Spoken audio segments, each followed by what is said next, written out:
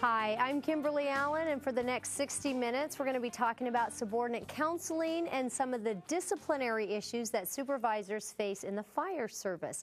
We'll be examining the progressive discipline model, actions that warrant discipline, and how to use the sandwich method to discipline. One of the biggest issues in the fire service that we see is people trying to be a buddy instead of a boss. Or the other extreme, just being a total jerk when they're disciplining and not having any compassion or sympathy. So we're going to talk about striking that fine balance today. The biggest complaint for battalion chiefs, of captains or lieutenants, is that they're not disciplining at all. The biggest complaint of captains and lieutenants of their battalion chiefs is, you need to support our disciplinary decisions. You're overriding our decisions. So we're going to talk about if you're disciplining properly, if you're following the laws that govern discipline, then you can get rid of some of these problems that are existing in the fire service. So let me ask you, what is the purpose of discipline? That's right, to change behavior. The purpose of discipline is to change or correct behavior. And you can do that through the process of disciplinary actions. You can do it through mentoring, training, coaching. Sometimes it's a performance issue, and we're going to talk about that. But the whole purpose is to redirect the person into correct behavior. So it's not to be a jerk, it's not to make them feel bad, it's not to put them down or make yourself feel better than them, it's just to correct behavior.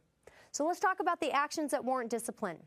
You have three major categories of actions that warrant discipline in the fire service, and they're going to fall into either a performance issue, an insubordination issue, or a violation of rules and regulations. That's the three categories that you're going to be looking at. I'm going to show you why you really don't want to discipline somebody for insubordination. And there's only one exception to that rule. Otherwise, I would put it into violation of rules and regulations. So first, let's start with a performance issue. Before you can discipline somebody for a performance issue, or before you should discipline somebody for a performance issue, you need to ask yourself a few questions like, was the infraction the result of a lack of training? And then you need to ask yourself if training was ever provided and if discipline is warranted or really is training needed. That's what you need to look at. In most situations, if you have somebody with a performance issue, are you administering discipline? No. You're usually establishing a performance improvement plan. Now, in some departments, it's actually called a performance improvement plan, a PIP. And some departments call it a PDP, a performance development plan. It's an actual formal system of improving performance. Now, a performance improvement program needs to have a few characteristics to it, and here's some guidelines for you to follow. And if your department doesn't have one on a formal basis, you can still implement this on an informal basis as a formal supervisor. First of all, establish the performance that's expected.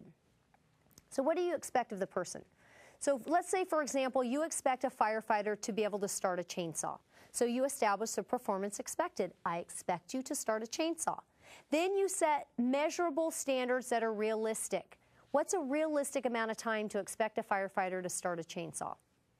Some people would say in about 3 pulls. Some people would say in 24 hours. I've had people say in 2 weeks. I guess it depends on how much patience you have. I would expect a firefighter to be able to start a chainsaw within about 5 pulls, so you can tell my patience is very small. So we set realistic standards. Then we set a time frame for expected performance. I expect you to be able to do this within the next 24 hours. And what I'm going to do is I'm going to come out here and work with you for the next shift or for the next couple days, whatever you decide to establish, and I'm going to show you how to properly start a chainsaw or start a chainsaw from the ground. Or I'm going to have somebody else work with you. I'm going to have the training captain work with you. Either way, you set up a time frame you expect it to be done. Then you establish a method to confirm the performance has been reached. That's pretty important.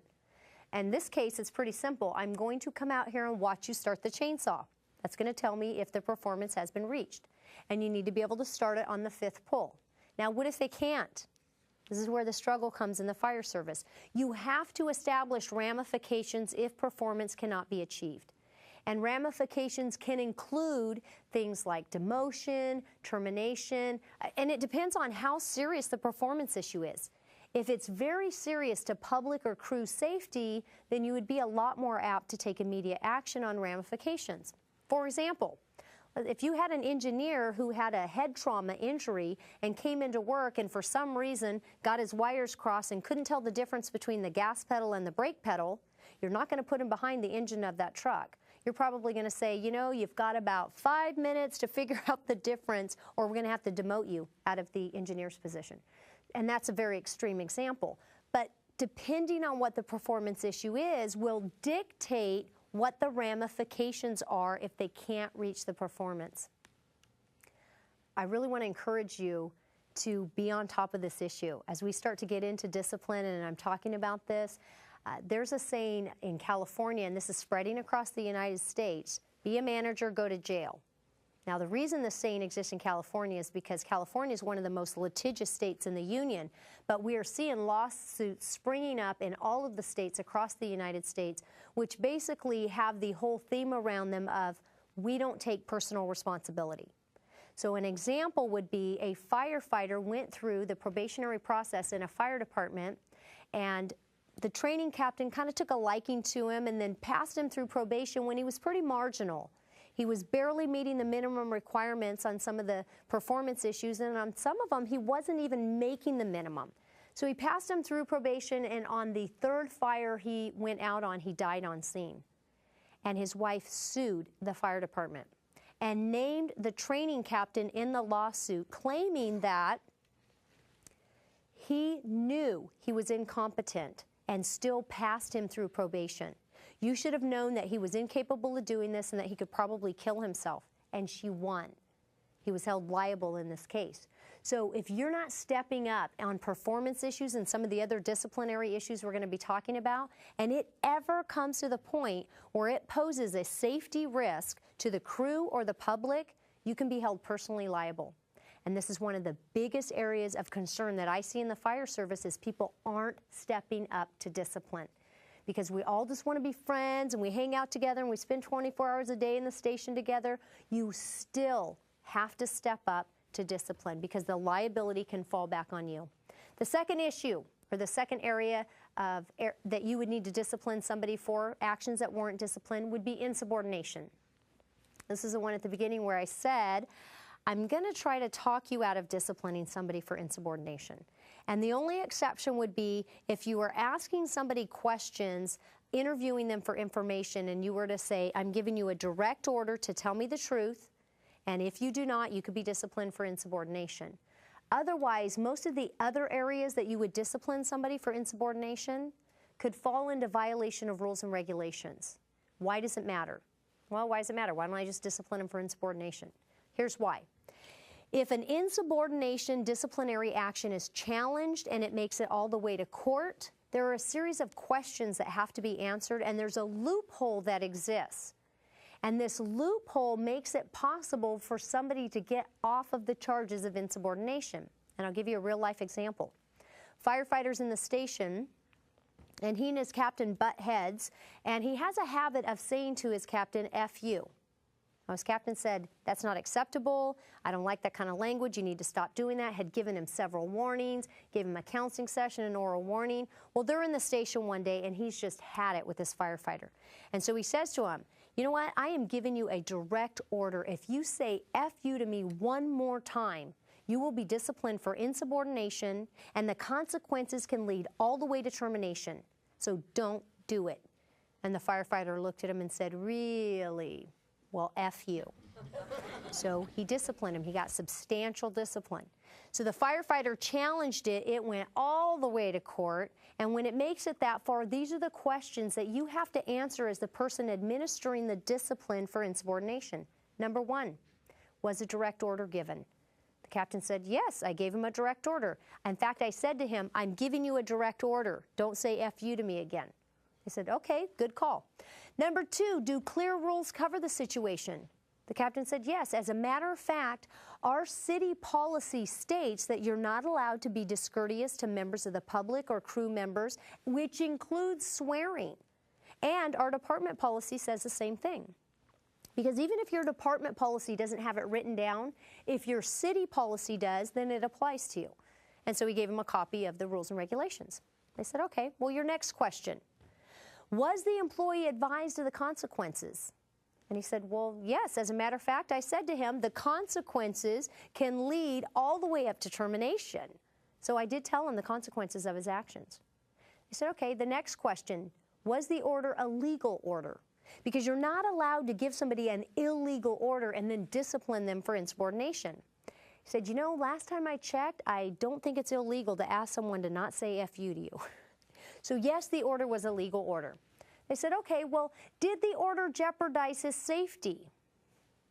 Because you're not allowed to give somebody an unsafe order and then discipline him for insubordination.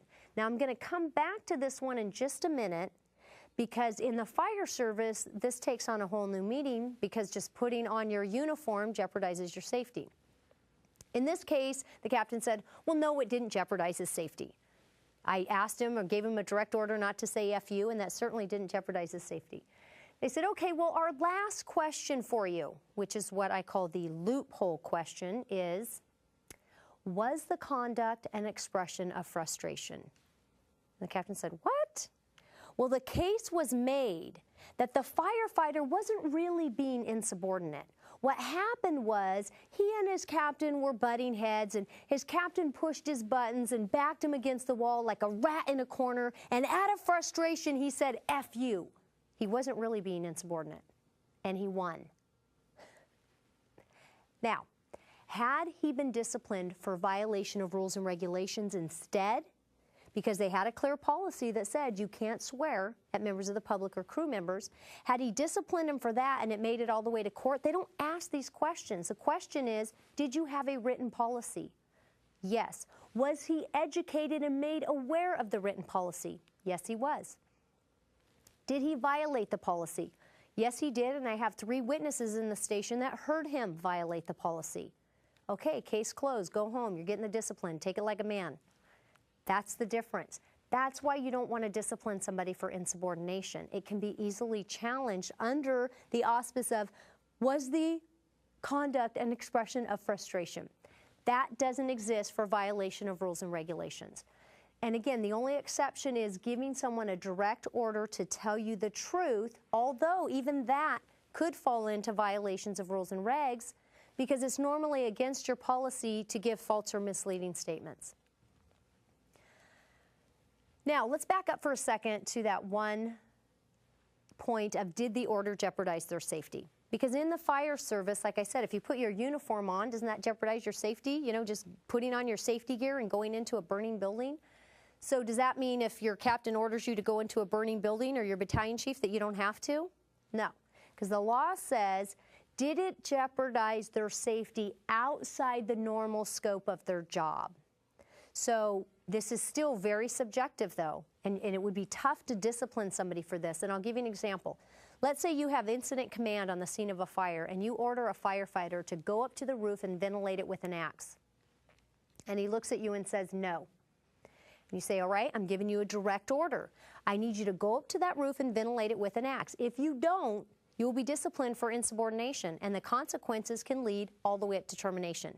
And he looks at you and says, no, I'm not doing it. The fire's been in progress too long. I could fall through the roof and kill myself. Now, if this makes it all the way to court and you try to discipline him for insubordination, how could you prove that the fire was in progress not too long and he wouldn't fall through, unless you either dropped what you were doing and went up there yourself, which you couldn't do if you had incident command, or you just went to somebody else immediately and said, all right, you go do it, and they got up there, but by then maybe the fire has been in progress too long by the time this guy's done whining about it, and he would fall through. So it would be pretty tough to prove. This is one of the areas with insubordination, did the order jeopardize their safety, that is a very gray area. It's very subjective, and it's very hard to prove. All right, let's talk about the third area of actions that warrant discipline. This is the most common, and it's violation of rules and regulations. So violation of rules and regulations are things like tardiness. So you have somebody that's showing up late and they're doing it on a frequent basis. They could be disciplined for that. Dereliction of duty. They're not doing their job how they're supposed to be doing their job. Discourteous to employees or members of the public. So that could be a rudeness, swearing, anything like that. These are things that are probably written in some of your policies. False or misleading statements. You can actually be terminated for lying in an investigation. If you're given an order to tell the facts of a case, you could be terminated for lying on an application, on your resume, on your promotional process answers to your panel interview questions. It's hard to prove, but you can be disciplined for that. Appearing for work under the effects of alcohol or drugs. This is kind of an obvious one. But you can actually be disciplined for appearing under the effects of alcohol and drugs, and this can go all the way to termination. Now, some states have guidelines where you have to provide rehabilitation first. So if the person comes to you and says they have a problem and they need some help, then you have to try to rehabilitate them at least once before you can terminate. Another one would be negligent or willful conduct resulting in the damage to public property. Now, I was teaching a class once to a group of potential captains, and one of the engineers said, you know, I got a written reprimand once for an accident, and I don't think that's fair. And I said, oh, all right, getting a written reprimand for an accident isn't fair. What happened? He said, well, I backed the engine into a tree. I said, that's not an accident. I said, that's negligent conduct resulting in the damage of public property. An accident would be you're on your way to the scene of a call and somebody runs a red light or a stop sign and broadsides you and you can't do a thing about it. That's an accident. How could you have prevented the negligent conduct resulting in the damage of public property? Could have had somebody back you up. And in fact, your department might even have a policy that you need to have somebody back you up. So that's not an accident. The last area under violation of rules and regulations is called nexus. And the word nexus means a correlation. That's what the word means. And nexus is any action on or off duty that brings a negative discredit to your fire department. You can actually be disciplined for that. So you can be disciplined for your on-duty and your off-duty actions. And in the military, it's called conduct on becoming an officer. In the fire department, it's called nexus. And in most organizations, it's called nexus. An example of this, you may have heard of the public example a couple of years ago of the Budweiser guy who got fired for drinking a Coors while off duty. At least that's what he said. That was his story. Further investigation revealed that he actually got off duty. He was in his Budweiser uniform. He went down to the local bar. He ordered a Coors, bellied up to the bar, and proceeded to badmouth the Budweiser Corporation. Some of the members of the public who were sitting there were highly offended by it and let Budweiser know. And Budweiser promptly relieved him of his dissatisfaction of his job and said, bye-bye, you're fired. He fought it, and actually I'm not quite sure how that one turned out. My assumption would be that Budweiser would win because his actions brought a negative discredit to the employer. And in most cases like that, the employer does win. Another example of this would be some firefighters that were down at the river, and they had on their fire department t-shirt, which had their fire department logo on it, and they were getting drunk and having a great time, and they were trying to talk some of the women down at the river into taking off their shirts. Well, they got reported to their fire department, and they were all promptly disciplined. Now, had they not had their fire department t-shirts on with the logo, could they still have been disciplined for that? Yep, absolutely. If somebody would have known they were firefighters and called the fire department, because their actions were bringing a discredit to the fire department, and this happens all the time. Another example was a firefighter who got pulled over for a DUI, and he tried to use his fire department badge. He was actually a brand new lifeguard, his lifeguard badge, to get off the hook, and ended up being fired for that, for trying to get out of a speeding ticket because of his status with the fire department. All right, let's talk about the laws governing the proceedings. And I just want to touch on a couple here real quick before we move on. The first one is called the Skelly Law. And the Skelly Law says that if you are a unionized fire department, which most fire departments are, volunteer fire departments are not, and there's a couple of states that have more of a meet and greet type of thing like Arizona versus unionization. But if you're unionized, and you are going to administer substantial discipline, which would be a loss of any property right, then you have to follow the Skelly process, which means you have to give a notice of the proposed action. You have to give a reason for the action. Why is the person being disciplined? You have to give them a copy of the charges, and you must give them the right to respond, which would be a disciplinary meeting where they could tell their side of it.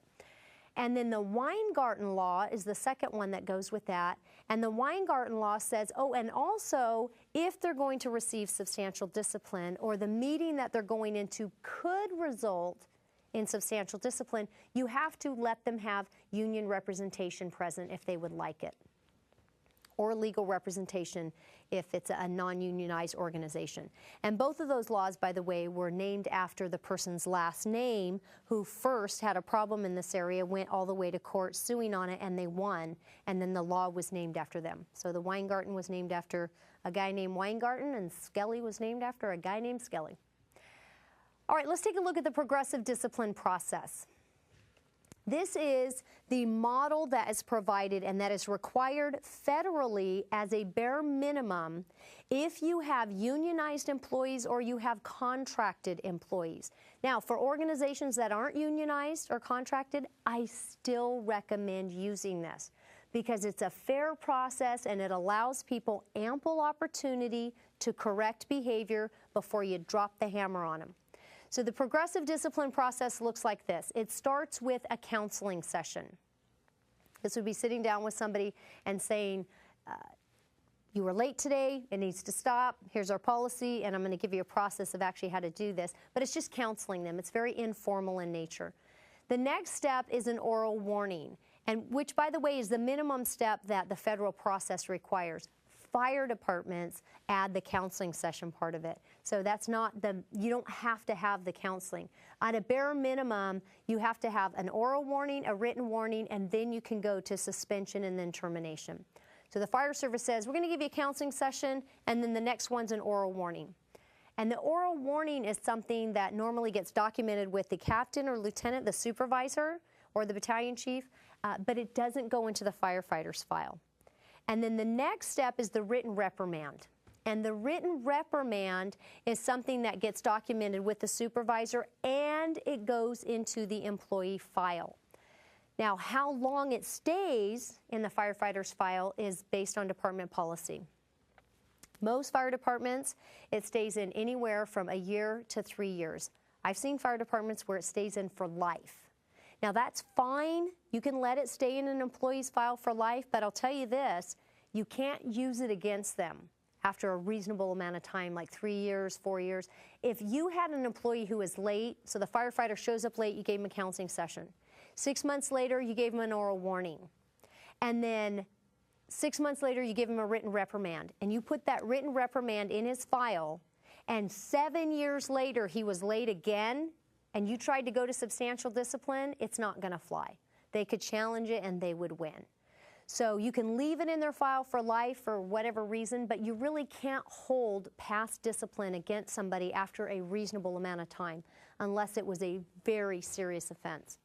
So we have counseling session, then we go to oral warning, then we go to written reprimand, and then we go to substantial discipline, which is things like time off without pay, reduction in pay, a demotion, suspension, or termination.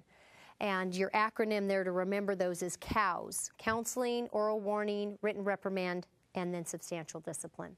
Now, the counseling, the oral warning, and the written reprimand are really considered pre-disciplinary procedures. The federal law doesn't actually consider those formal discipline for the purposes of discipline. They consider formal discipline starting at substantial, a loss of property right. That's actually considered discipline. So when I ask people this question, well, which one of those would be discipline? All of them. A written reprimand is actually not considered discipline. It's considered pre-disciplinary procedure. Now, your collective bargaining agreement with your fire department or your union policies may vary a little bit. In fact, one department adds a step in there. So they have a counseling session, they have an oral warning, they have a written warning, and then they have a written reprimand, and then substantial discipline. So they basically give you one more time to screw up before they're going to do anything substantial about it. Now, when can you skip steps in the progressive discipline process? When is it okay to skip steps? When it's really bad? Right, exactly, when the actions warrant a more substantial discipline. So I was teaching a class once to a group of engineers who were getting ready to go for promotion, and I asked this question. I said, when can you skip steps? Let's, say you have somebody who's, you're getting ready to discipline. Can you jump around in the process? And they said, no, you can't. I said, yes, you can. They said, no, if it's the first time, you got to give them a counseling session. I said, okay. So if you had an engineer who showed up for work under the influence of alcohol and got behind the wheel of an engine to drive, you're going to give them a counseling session? And they said, oh, well, that's different. We have a zero tolerance policy on drinking and drugs. I said, okay, what do you not have a zero tolerance policy on? Well, after answering a lot of questions, we figured out they didn't have a zero tolerance policy on conflict in the workplace. So I said, okay, well, how about this? You walk into the station and you see two of your firefighters arguing, and one of them makes a disrespectful remark to the other one. And this is the first time either one of them have ever done anything. You'd probably give both of them a counseling session, right? They said, yes, it's a first-time offense. I said, okay, what if you walked into the station and they're arguing and one of them reaches behind himself onto the kitchen counter, grabs a knife, and stabs the other one in the shoulder? It's the first time he's ever done it. Are you going to give him a counseling session? They're like, maybe not. He's probably going to go to jail and get fired, hopefully. You are allowed to skip around in the process if the action warrants a more substantial form of discipline, and the burden is on the person administering the discipline. So if you're going to skip in the process, you are the one who has to prove that, hey, this person deserved a written reprimand even though it was a first offense. And there's some areas that are very easy to prove that in, like hostile environment, sexual harassment, discrimination, things that are very low tolerance, zero tolerance in most departments. Those you can go to a more substantial form of discipline, especially if you can prove the person was thoroughly educated on it and they are blatantly violating policy. Now, at which point in this process between the counseling session, oral warning, written reprimand, and substantial discipline does Weingarten apply? When can you not deny somebody the right to union representation? Well, a lot of people say at the written reprimand, and some people say at any of that. You have to let them have union representation at any point in the process. No, you do not. Now, my advice is you always should. If anyone ever comes to you and says, I'm coming in for a meeting and I think you're going to be giving me an oral warning, but can I please have my union rep there? The answer is yes. You can always have your union rep. Now, the law says you can't deny somebody union representation when a loss of property right is going to occur or substantial discipline. So if they're going into a meeting where it's possible that substantial discipline could occur, you can't deny them the right to union representation. Now, do you have to inform the firefighter that they have a right to union representation if you're going into a meeting where you know substantial discipline is going to occur? No. Shocking. This is one of the few laws that says personal responsibility. You need to know your rights, and ignorance is not a good excuse. You need to know that you have the right to representation. You need to bring it with you. They can't deny it, but they don't have to tell you you have that right. Most departments do, just out of courtesy, but you don't have to inform the person that they have the right. The whole purpose of a union rep in the meeting for substantial discipline is to ensure that the person's rights are protected and to ensure that the person administering the discipline follows due process. That is the whole purpose. That should never bother anybody to have union representation present in a meeting. Their whole purpose is to make sure you follow due process. Now, having said that, I will also say the purpose of the union rep is not to make excuses for the person, to defend them, or to tell them, not to offer any more information than they absolutely have to. Their job is to make sure due process is followed, and that's it. That's the only purpose. All right, let's take a look at the steps to proper discipline. These are the steps that you need to follow to ensure that you're properly disciplining somebody. The first step is, number one, investigate and gather information. The last thing you want to do is jump to conclusions when somebody brings something to your attention. You want to investigate it. You want to find out if it's true. You want to gather information. That might be information gathering from the person who's being accused of it. It could be gathering information from other people in the station, but you want to investigate. Number 2, you want to assess the severity. First of all, if the firefighter has past history of doing things, it's going to be considered a more severe issue than if it's the first time they've ever done it. But you want to assess the severity and figure out whether or not you're going to give them a written reprimand or you're going to give them an oral warning. How important is this? Does it justify skipping around in the process? Maybe not, maybe it does, but you have to decide it ahead of time. Number 3, review the firefighter history. What is their history? Have they ever performed this exact same infraction in the past? And if so, you need to take that into account. Number 4, you determine the level of discipline, but it is subject to change based on your meeting with the firefighter, because some more facts and information might come out that warrant either more discipline or maybe even less discipline. You know, maybe they come out and they have a really good reason why something happened and it wasn't actually a violation of policy, it was a misunderstanding.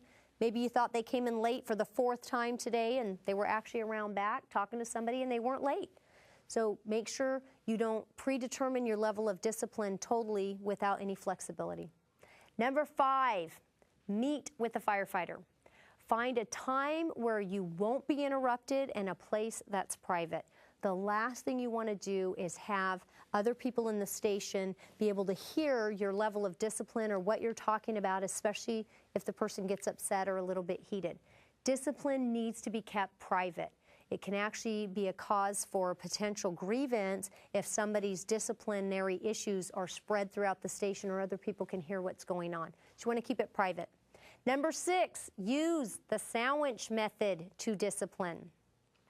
And I'm going to share with you what the sandwich method is and how to use this. It's a method of discipline that allows you to discipline somebody and have them walk out of the room, and you can still hang out for 24 hours and get along.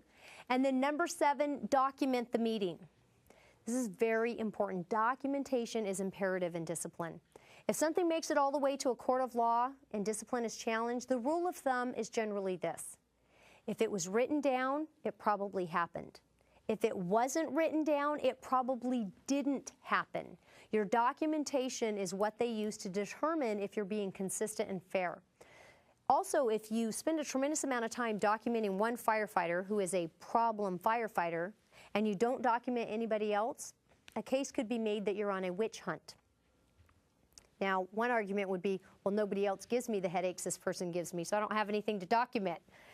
Well, be thorough in your document of positive and negative things. Just show that you keep a supervisor's log. And a supervisor's log would be anytime you sit down with somebody and you do a performance evaluation, you tell them when they're doing things great, and you tell them areas that need to be improved. That way you show a consistent history of documentation, so if anybody ever challenges your discipline, you show that you write things down. So somebody says, I don't remember you telling me that I needed to do that. Or, you know, you've only brought me into your office once on this before, not twice on this late issue, and you have documentation, it's going to make a big difference. Now, people ask me, should I have the firefighter sign the documentation? And we're not talking about a written reprimand. You do have them sign that. But if I have somebody come in and I'm just giving them a counseling session or an oral warning, would you have them sign that? What's my answer? I would have them initial it.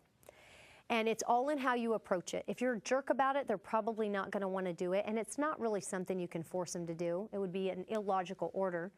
But if I were meeting with somebody and I'm giving them an oral warning, it's the 2nd time they were late, and I said, we got to the end of the meeting, and I said, you know, getting kind of old. I forget things, and I just want to make sure that we're on the same page here. And these are the things we discussed today, and we talked about, you know, our department policy on what time to be here, and this is your 2nd time being late. And, would you agree these are all the things we talked about? Yes, I agree. Okay, well, I'm going to initial here. Would you mind initialing here? Very non-threatening. It's a lot more threatening to have somebody give their entire signature, but it's very non-threatening to ask somebody for their initials. And if you ask nicely and you ask humbly, they're probably going to do it. If you demand it from them, they may just buck your authority just because you're a jerk. So it's all in how you approach it. Number 8, follow up. This is an important part of discipline. If you have to discipline somebody for an action, whether it's a written reprimand, an oral warning, substantial discipline, you need to follow up and make sure that the behavior has been corrected. That could be through subsequent meetings, it could just be through observation, and it may be through a mentoring and coaching program. You could be sitting down with somebody for a disciplinary issue. Maybe it's not a blatant policy violation. Maybe you have a firefighter who's burned out and he's getting the rookies to do his chores around the station. Maybe you have a firefighter who doesn't like the new chief and he's bad-mouthing policy around the station. And maybe they need some mentoring and coaching in addition to some very strong suggestions to stop the behavior. But the follow-up may involve, I want to meet with you for the next week or two, and I want to talk to you about some ways that we can get you more motivated and back interested in what you're doing here in the fire service. So you need to follow up and make sure that the person is put on the correct path. Okay, now we're going to look at the sandwich method. And I'm going to use as an example here, a very simple example, because this is probably one of the most common issues in the fire service is tardiness, in addition to a lot of other things, but being late, and it's a simple one to use for the sandwich method. So we're going to use Firefighter Joe. And Firefighter Joe, you met with Firefighter Joe about 6 months ago, and he was late, and you just gave him a counseling session. And then about 3 months later, he was late again, and you gave him an oral warning. And then you told him if it happened again, he was going to get a written reprimand. So now you bring in Firefighter Joe into the office and you're going to give him the sandwich method of discipline. And it's called the sandwich method of discipline because you start with a friendly greeting and you end with a positive supporting close and you sandwich the discipline in between there. That's why it's called the sandwich method. So we'll use Joe as an example. So we start with a friendly greeting. Now, this is very brief just to break the ice. You don't have to go into a long, drawn-out discussion on his family or his personal problems or anything like that. It just looks something like this. Hey, Joe, have a seat. How's it going? How are things? How was the Lakers game last night? Something like that. It's very short. He answers your question, and then you get to step number 2, which is briefly explain your view. And it's briefly. Let me show you what it looks like for most people, and this is incorrect. Joe, the reason I asked you in here today is because it's been brought to my attention that you were 10 minutes late today, and our department policy is that you're here at 0800, turnouts on the rig, ready to go. We met about this 6 months ago and you were late, and I gave you a counseling session. And then 3 months later we met and I gave you an oral warning. And I told you if it happened again, you were going to get a written reprimand. So today we are doing a written reprimand. And by then, the person's like a little defensive, a little upset. That's not how it looks. Never assume guilt. You simply explain your view, and this is what it looks like. Even if you saw the person do it, don't assume guilt. Let them come out and tell you. So it looks like this. Joe, the reason I asked you in here today has been brought to my attention that you were 10 minutes late. Were you late? That's it. That is it. And then you go to step number 3 and you let the person explain their view or their side of it or their perspective, whatever. Now, in a situation like this, you're probably going to have to deal with what I call defending, deflecting, and making excuses. And deflecting looks like this. Well, who told you that? Doesn't matter who told me, Joe. Were you or were you not late? So you get them off track, off the little rabbit trail there, and you get them back on track with were you or were you not late. I don't care what the infraction is. Did you or did you not have a cup of alcohol in the locker room? Were you or were you not making a negative remark to the member of the public? Did you or not say F you to somebody you were working with? Always get them back on track. So deflecting. So then he tries to deflect again and he says, well, wait a second. You know, Steve was late last week. Why aren't you having this conversation with him? We're not talking about Steve right now. We're talking about you. And I can assure you that I'm going to treat everybody fairly and discipline everybody the same, so that's not something that you have to worry about. And you can do all of this with a smile on your face. You don't have to be a jerk when you're disciplining somebody or when you're having a subordinate counseling session with somebody. You can be nice about it. So we get him back on track. Were you or were you not late? Then he tries another deflection tool. Well, wait a minute. You were late before you were a captain. You were late before you were a lieutenant or a battalion chief. That one comes up quite a bit. How do you answer something like that? Well, first of all, you don't ignore it. A lot of people just brush over it and say, we're not talking about me, we're talking about you. I recommend that you hit that one head on. You know what? You're right. I was late before I was a captain, and it was a violation of policy then. It's a violation of policy now. Whether I got disciplined for it or got away with it, one of the challenges that I have as a captain now is that I have a higher level of accountability. You don't see me late now, do you? I'm never late. I try to set the role model example. And we're not talking about me right now, we're talking about you. And then you get them back on track. Were you or were you not late? Now, by the time they're done defending, deflecting, they move to making excuses. Okay, yes, I was late today, but I ran out of gas. I lost my keys. My kids were sick, whatever. They come up with a whole list of excuses. In this case, let's say that Joe said, yes, I was 10 minutes late today, and it's because I had some problems getting the kids to school. I got some things going on at home right now. I'm under a lot of stress, but I've got it under control. My sister-in-law is going to be coming in tomorrow, and she's going to start helping me get the kids to school on time. So it's not something that you're going to have to worry about. I got it under control. So we let him defend, deflect, make excuses. He finally admits to it. Then we move to step number 4, which is repeat back. Now, this is what most people don't do. As soon as the person says, yes, I was late, they go, okay, you're getting a written reprimand. This is our department policy, blah, blah, blah. This step allows you to show a little bit of compassion for your employees. It allows you to make sure that you're on the same page and you did actually hear what they were saying. And it allows you to look for some deeper issues too. So in this example, what were some red flags that Joe put up when he said, yes, I'm late? He said, I'm having problems at home. And the other thing he said was, I'm under a lot of stress right now. Yes, those are red flags. Those are red flags that he might need some EAP, Employee Assistance Program. And a lot of unions provide this for the fire departments, and if they don't, he might need some counseling outside the fire service.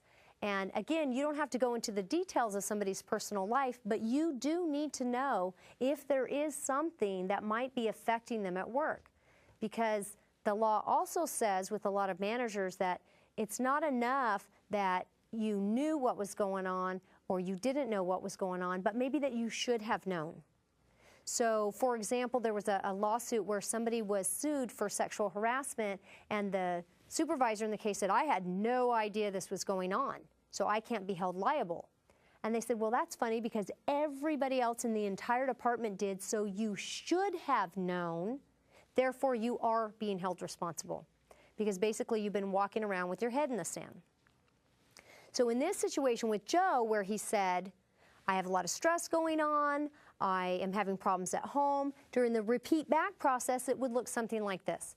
So Joe, what I hear you saying is, yes, you were 10 minutes late today. And one of the reasons you were late today is because you have some issues going on at home, you're under a lot of stress, but you've got it covered. It's not going to be an issue anymore. And Joe says, yes, that's correct. And he's probably going, yes, I'm not going to get disciplined. Because, you know, you're being nice, and he's probably thinking he's off the hook. That's not the case. You always administer the discipline, but you can be nice about it. So in that process, with the red flags, we would follow it up with, okay, Joe, you mentioned you're under a lot of stress and you got some things going on at home. Is this something that you might need some assistance for? Now, I don't recommend trying to get every detail out of the person, because you don't want to counsel them yourself. That's actually a very dangerous thing to do. It can get you in a lot of trouble, but it allows you to direct them towards EAP or towards some personal counseling or church clergy or something like that. So he might say, you know, it's just some personal issues. I don't want to get into it. It's my personal life. And in which case, can you force someone to go to EAP or get help?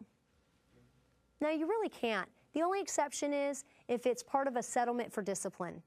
So maybe you caught somebody drinking and you said, okay, we're not going to fire you, but if you want to keep your job, you're going to go and you're going to get some help for your alcoholism. You're going to go to EAP and you're going to go to AA. Then you can make it, you can demand it and make it a prerequisite. But otherwise, you can't just say, hey, I think you have stress at home. I'm ordering you to EAP. You can't do that.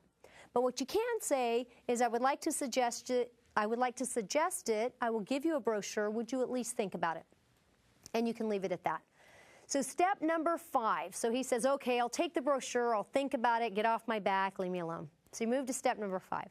Step number 5 is where you state the rules and regs for performance. Now, most people do this up at the very beginning of the subordinate counseling discipline process, and that is not the place to do it. This is where you do it.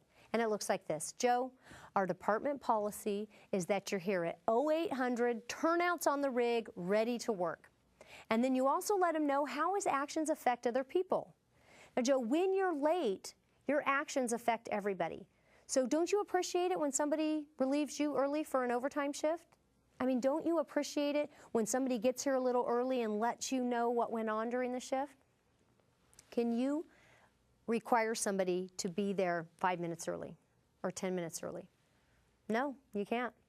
You're not paying them. That's right. If you're paying them, you can. If you're not paying them, you can't. But what you can say is you will be here at 0800 ready to work. Now, if you can miraculously get here 30 seconds before and be ready to go, fine. For some people that takes 5 minutes, some it takes 15. Whatever it takes, you better be ready to work. That's what you can say. So you do some coaching, you do some mentoring in here, let them know how their actions affect other people. And then you go to step number 6, which is let them know what will happen. It's the plan of action, administrative control, what's going to happen today, and what will happen if it happens again. So Joe, today we're going to do a written reprimand because if you recall, we met 6 months ago and I gave you a counseling session, told you if it happened again, you'd get an oral warning. 3 months later, we did an oral warning, and I told you if it happened again, you were going to get a written reprimand. And Joe's going, oh, give me a break. I told you I got it covered, you know, please don't give me a written reprimand. Do not let people talk you out of discipline. It just sets a stage for inconsistency. The best thing you can do is say, Joe, I'm a man of my word. I'm a woman of my word. And one thing you can count on for me is when I say I'm going to do something, I'm going to do it. I said you're going to get a written reprimand. That's what we're going to do today. Then you move to step 7, which is review feedback. This is where you sum up the subordinate counseling meeting. And if you have complicated issues or multiple issues, like maybe they had a performance issue, maybe on the last Fireground Evolutions they threw the ladder upside down and their hose lay looked like spaghetti, and they were late, and they aren't doing their chores around the station, then step number 7, you really need to review feedback. In this one, it's pretty simple. It is, Joe, I need a commitment out of you that you're going to be here on time. So you've got to get a commitment to change behavior somewhere in the process. And it sounds like you are going to be, and I let you know before if it happens again, we're going to go to the next step of progressive discipline. I just want to make sure that we're on the same page here. We've talked about our department policy and what we're going to do today. And I'm going to sign here because I'm pretty forgetful. I'll initial here, get you to initial here. And then you can move to step number 8. Step number 8 is by far the most important step of any form of discipline. And by the way, you can use a modified form of the sandwich method with kids. It works very well with any form of discipline. But this is the most important part. It's separating the person from the behavior. So in this case, it would look something like this. Joe, you are a great firefighter. You're a great firefighter. You've been on my crew for the last 6 years. I value you. You have a great sense of humor. You set a role model example to our rookies for getting in there and rolling up your sleeves and getting the work done, and your high work ethic. And this is just one area that we need to work on. But I really value you. I love having you on my crew, and I appreciate you taking the time to come in today. That's ending it on a positive note. You don't have to be a jerk about discipline. Now, I would not recommend that if you had a firefighter like the scenario I gave you a couple seconds ago where they threw the ladder upside down, their hose lay looked like spaghetti, they're not doing their chores around the station, they were late today and they're bad-mouthing policy, for example, you wouldn't say, Joe, you're a great firefighter. You would say, Joe, you suck. Well, maybe that would be a little harsh. What you could say, though, for a positive supporting close is, Joe, you have a lot of potential. So if you ever hear anybody say that to you, you know you suck. You have a lot of potential. I remember when you first came on with this department and you had a love and a passion for what you do and you just love being a firefighter, and I want to see you get back to that. And I'm going to work with you until we get you back to that. because I value you, I value having you on my crew. So you can still do a positive supporting close without telling somebody they're doing a great job when they're not doing a great job. All right, let's talk about 7 general tips for subordinate counseling. So regardless of the type of person that you're dealing with, if you sit down for a counseling session, there's a few recommendations I have for you. Number 1, try not to put a desk between you. That's very intimidating for the person that you're counseling or administering discipline to. So try to pull your chair around the corner of the desk or just sit side to side, kind of facing each other. But try not to put that barrier in between you. It's very intimidating. Number 2, maintain eye contact. If you are talking to somebody, counseling them, disciplining them, and they start telling their side of it, and you're looking away or looking around the room, what does that communicate to the person? Not interested. I don't want to hear what you have to say. Or you're kind of ticking me off and I'm going to wait till my turn. So you want to maintain eye contact. Number 3, you want to stand or sit at the same eye level, and I always recommend sitting. There's actually a study that's been done, and it's for investigative types of interviews, whether it's police officers or fire investigators. You are guaranteed to get more information out of somebody if you have them sit before you interview them. So even like on scene, if you say, yeah, can I have you sit down? I'd like to ask you a few questions. They will give you more information. They feel more comfortable and less intimidated. So I recommend sitting at the same eye level. If you're talking to somebody and a conflict starts to emerge between the two of you and one of you stands up, what is the other person most likely to do? Stand up and hope that they're taller than you because they want their eye level above yours, because it creates a sense of dominance. By sitting down at the same eye level, you put yourselves on the same playing field. I recommend that. Number 4, talk slower and talk softer. This is called mirroring the behavior that you want to see in somebody else. So if you want to see somebody else talk slower and talk softer, then you do that. This is a common technique used by police officers, by the way, for domestic violence. Ma'am or sir, I need you to calm down. Now tell me what happened. And they lower their voice and they talk softly, and it gets the person to mirror their behavior. Number 5, check your body language. What is it communicating? In a study, a 2,000 videotaped interviews. So they videotaped 2,000 different negotiations. It was discovered that not one agreement was met, not one, in 2,000 negotiations until all 4 limbs were uncrossed of both parties. Isn't that interesting? So not until, if the person had their arms crossed, they weren't going to make an agreement or a negotiation. If they had their legs crossed, they weren't going to. So it wasn't until both parties probably did this and leaned forward, kind of like Frank's doing in the front row, did they actually make an agreement. So watch your body language, check it. This tells somebody that you are aloof, you're closed, you're not interested. Leaning back often does that. Where leaning forward in your seat, talking to somebody says, I hear you, I'm interested, I care. Number 5. Was that number 5? Yes, that was number 5. I'm sorry. Number 6, don't interrupt or get defensive. And this is a very hard temptation, especially if the other person's getting defensive and they're interrupting. One of the best things you can do is say, time out. Here's what we're going to do.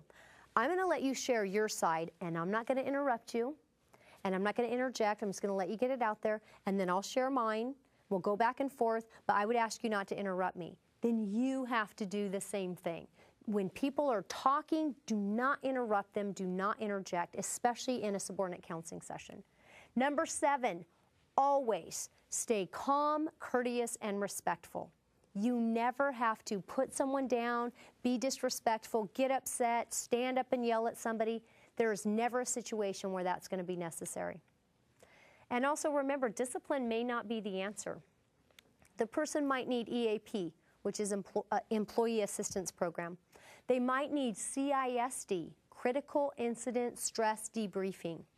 Maybe a firefighter went out on a call and saw a 3-year-old who was killed in an accident, and he has a 3-year-old at home. And he doesn't know how to deal with that kind of stress, and he's trying to cope with it, and his performance is going down. He might need critical incident stress debriefing.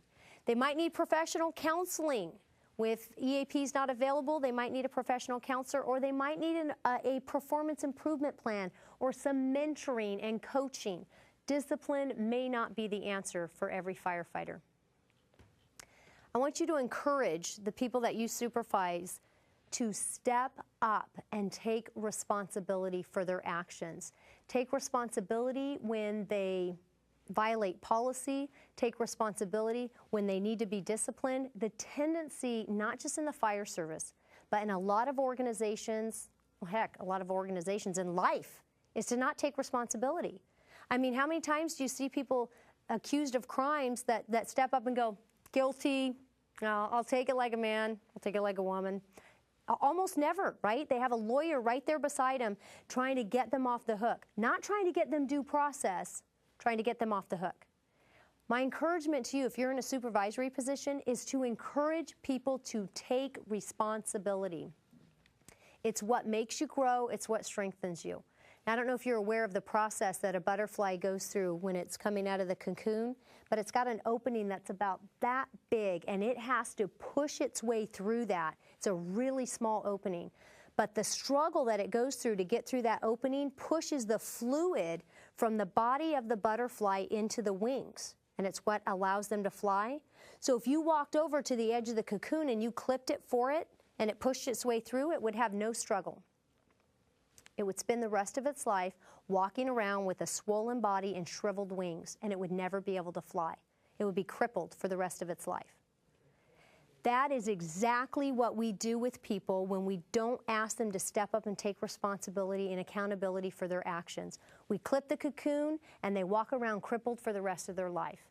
Let people take the fall. Let them take responsibility, administer the discipline, and ask your firefighters to step up and take accountability.